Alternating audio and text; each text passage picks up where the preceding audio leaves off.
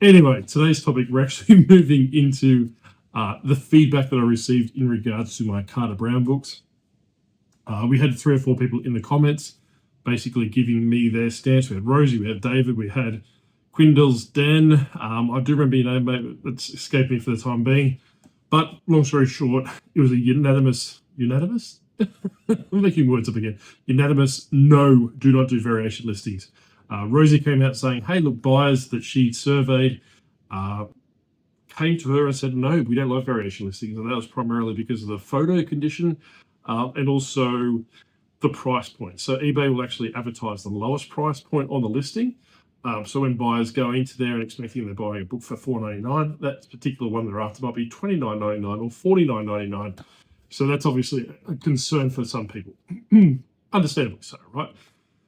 And David said basically, if I make them at the one price point, say $20 without doing any research, I'm no different to any of the other vloggers on on YouTube that basically takes advantage of a market and destroys it. Valid points, really valid points. And I want to talk a little bit about the behind the scenes of why I like variation listings, why they work for me, and probably give you hopefully some tips as to how you can probably make variation listings work for you. So realistically, I use variation listings for my Skylanders. I talk about Skylanders all the time. I talk about how to list the Skylanders. I talk how to photograph the Skylanders and everything about Skylanders, right? However, no one listens to me. So I'm going to impart this knowledge anyway, so you take it or leave it if you don't want to listen to it.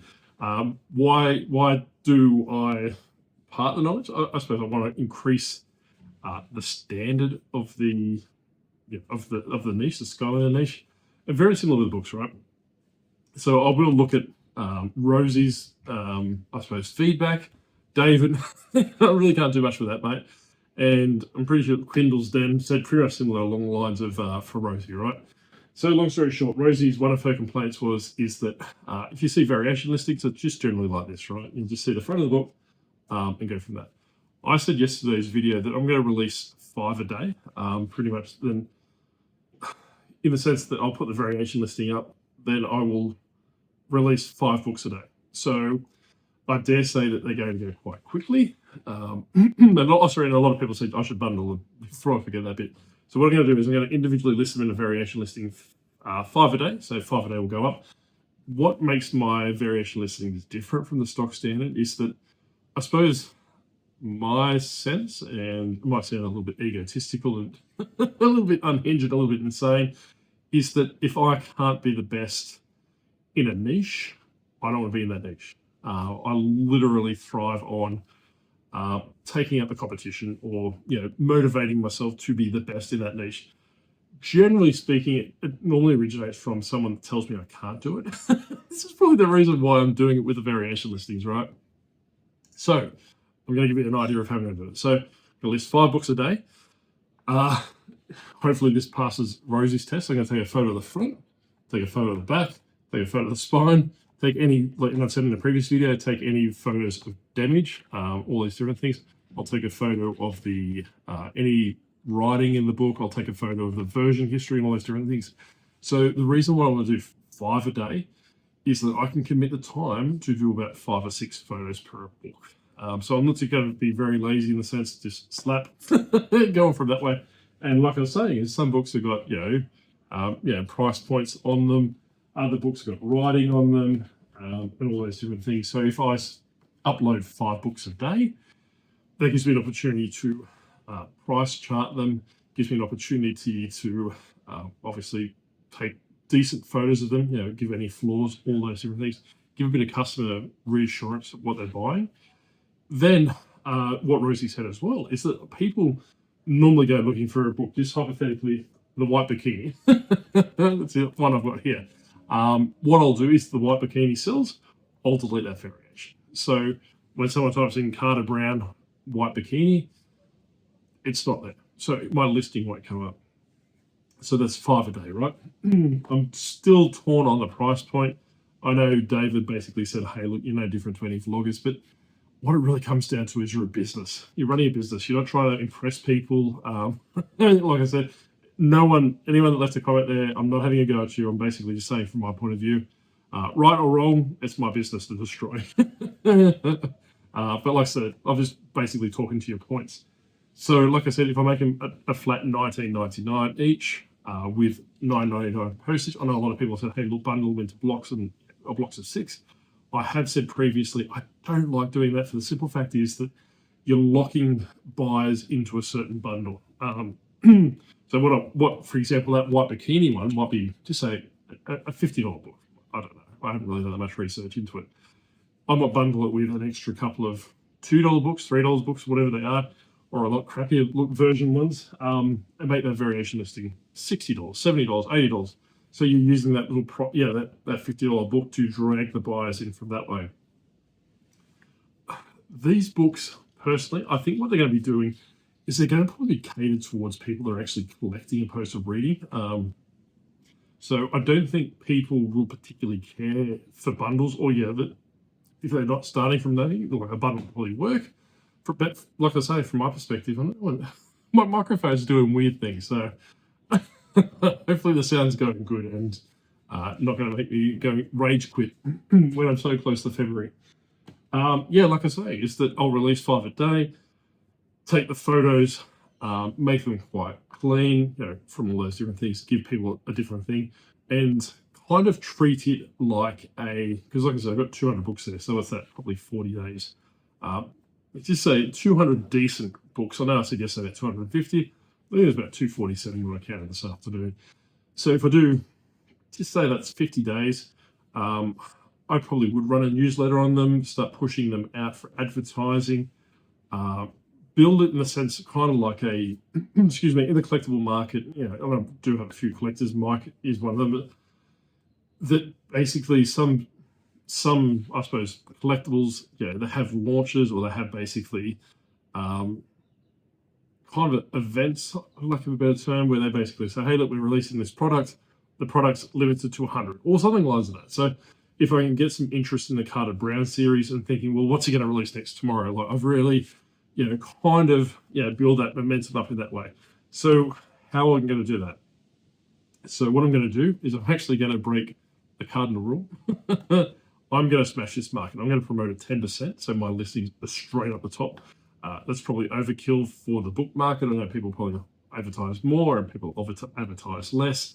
However, I'm going to put it in a couple of categories each. So the variation listing will be in 2 listings. So maybe trade paperbacks and maybe something like antiques or something like that. I haven't looked into the listings yet. This is how I'm going to run it. And also I'll pay the $2.20 to do subtitles, which will basically something along the lines 5 new Carter Brown books updated every day, or something that along the words of that, just to get that hype from that way. So that's what my plan is, to run it that way, run it as a kind of an event, have people actually getting excited about it. Then what I'll do is, like, what Rosie said, is that you probably will have the chaff left at the end where people don't particularly want those books. What I will do then, so over the course of just say 2 months, I release all 247 books out there. It may be a case that at the end of the 2 months or at the 3-month mark, I just bundle up what's left and move it on. I paid $200 for all these books, so I'm definitely not hurting for money in that respect. Like I was saying, is that they're $1 a book, and I'm more than willing to take the punt on this theory. And I can always revisit, right? So basically, if I get 3 or 4 weeks in there and I haven't sold a book, which is quite unlikely, and I don't think it's going to play that way, my what am I obsessed with? My Star Wars vintage books that I spoke about yesterday, they took about 3 or 4 days before they started getting momentum, and people were cherry picking them. Likewise with the Warhammer books. The reason why I didn't do a variation listing for the Warhammer books, and I'm pretty sure I talked about this as well, is they weigh almost 1 kilo each, right? So the way the variation listings work for me, I set a flat price for domestic. So theoretically, you can pay $9.99 for one book, or you can buy all 247 books and just pay $9.99 shipping, and I'll obviously wear the rest from that. So, but like I was saying with the Warhammer books, because they're 1 kilo each, I don't necessarily want people to buy 10 books, then pay $10 postage, and then I'm going to be running a loss from that way. I have had people reach out from the States and say, "Hey, look, do you mind if you create a variation listing?" Didn't word it that way, but that's pretty much the gist of what they're talking about.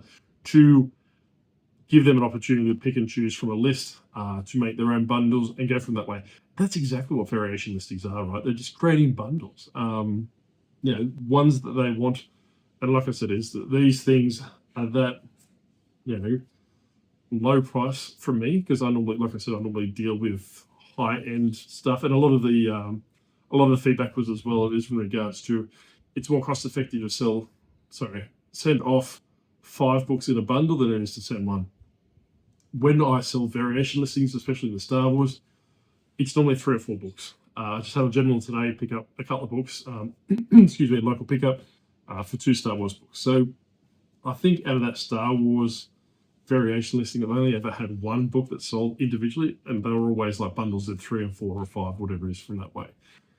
So I would be quite surprised, especially when we get some momentum up with those 5 a day releasing, just say we get to about 25, 30 books, I'd be quite surprised if people aren't snatching them up in 4 or 5 book lots, especially if they are sought after.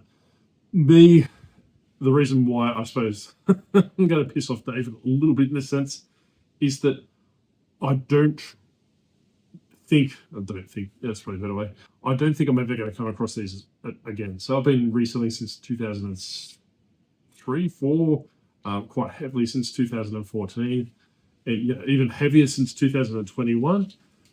This is the first time I've actually ever come across them, right? So the likelihood of me coming across them again is non-existent. So I'm not going to learn the niche and waste my time, deep diving into it like I do with Skylanders or like I do with board games and all these different things, because the likelihood of it coming up is non-existent. So at the end of 3 months and end of 4 months, I've bundled them all up. They're not selling. Guess what? I'll just send them to Grumpy Granny. Then it's no problem. By that time, I dare say I have made probably a killing on them, just moving them from that way. And like I said, I might be here 2 weeks' time eating my words, which I'm more than happy to do if I make a mistake. Peachy will hold me accountable. But 2 or 3 days later, I will come back and say, hey, look, I completely screwed it up. You're all right. I was wrong. All those different things. It's not beneath me to make a mistake. I don't admit to a mistake, all right? So I'm not like any other egotistical maniac YouTubers that you might think, always right. You need to follow me to the letter of the law. It's just about using it as a social experiment. Use this as a situation that, hey, look, I'm so staunch against variation listings. I don't want to use them because they're crap. I don't think they work. But I'm willing to watch this idiot on YouTube try and do it, crash and burn and go from that way. But likewise, that just because a YouTuber may bundle DVDs together or they may bundle books together or they may bundle Skylanders together, doesn't necessarily mean that's the right way to do it either. It works for them. Good. But, there's obviously, you want to be getting that wide breadth of experience or, I suppose, testing or knowledge or experience from that way. So on that, hopefully gives you some reasoning behind why I do variation listings for. That's how I got into Skylanders, right? My sales went off the chart when I smashed the Skylander market. And how I smashed that was basically having a lot of Skylanders, doing a variation listing, promoting it obscenely high, like I said before, and getting that way and basically forcing myself into the market. I'm going to do the same for these things. I'm going to prove to prove to people that if you get them cheap enough, like I'm talking about $1, and you have a varied quantity, if I only had 20 or 30 of these books, we wouldn't be having this conversation. Because I've got 250 of them, let's talk about it. And I have said previously to other people, I think I said to Tori once, that if he gets, what is it, Skylanders again? If he gets goosebumps on a regular basis, I know Christian Forrest finds online gets goosebumps. Gonna make me cry. It's so hot here, I'm losing track. If you get Skylanders for 50 cents a book or $1 a book, and yes, I know it's very hard to find that, but if you go on Facebook Marketplace, every time I go on Facebook Marketplace, someone's selling one of those massive, Skylander collections for $5 or $10 with 50 books in it. So what's that work out to be? 50 cents a book, whatever it is. Grab those. Yes, you're probably not going to command a very high price, but make them $4.99 plus post. Like I said, I'm always a plus post person. Do not make a free post from my perspective, is because, there you go, I haven't heard that word for a while, is because, you're encouraging people to maximize I'm trying to be smart, but I'm not working. It's not working. But you're trying to maximize the utility in the sense that saying, hey, look, if I'm going to buy one white bikini book and pay $20 plus $10 post, I can buy 5 more for an extra $20 if I can make the price point, but still pay that $10. So instead of paying $30 for a book, I'm now paying $90 for 4 books or something along lines of that, especially if they're collectors.